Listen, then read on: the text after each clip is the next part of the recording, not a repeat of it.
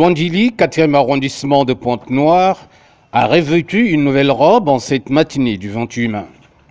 C'est l'inauguration de l'hôtel des impôts sous le haut patronage du Premier ministre et chef du gouvernement, Anatole Koliné-Makosso. Les travaux de ce bâtiment flambant neuf, construit sur les règles de l'art, ont été entièrement financés par le ministère des Finances et ont duré 8 mois. Ceci dans le but de moderniser les conditions de travail des agents des régies financières. Le grand mérite de ce joyau fiscal, c'est de regrouper en un seul lieu les services des impôts, des douanes, du Trésor, ainsi que la Banque postale du Congo, chargée de collecter les recettes de l'État. Ce bâtiment doit être entretenu en toute responsabilité pour maintenir son éclat sur le long terme. Vos conditions de travail étant améliorées, les recettes budgétaires de l'État et des collectivités locales devraient également s'améliorer.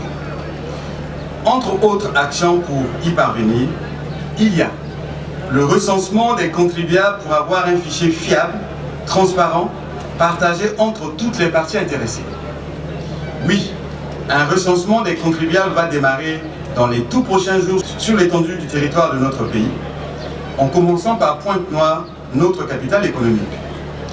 Il s'agira d'une occasion de plus qui sera offerte aux contribuables qui auraient oublié de s'acquitter de leurs impôts, de les régulariser sans pénalité et amende dans le cadre des mesures d'amnistie fiscale prévues dans la loi de finances pour 2022. Cette politique permettra de limiter la fraude et la corruption au grand bénéfice du contribuable. C'est un sentiment de joie de voir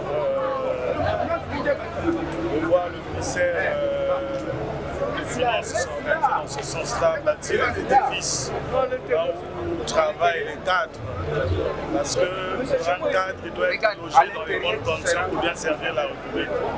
Donc, les encouragements à droit au gouvernement de la République qui a voulu accompagner le ministère des Finances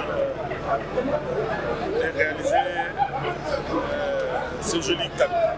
Après donc la coupure du ruban symbolique, le Premier ministre Anatole Koliné-Makosso et sa suite ont eu le bonheur de découvrir le génie créateur mis dans cette œuvre architecturale.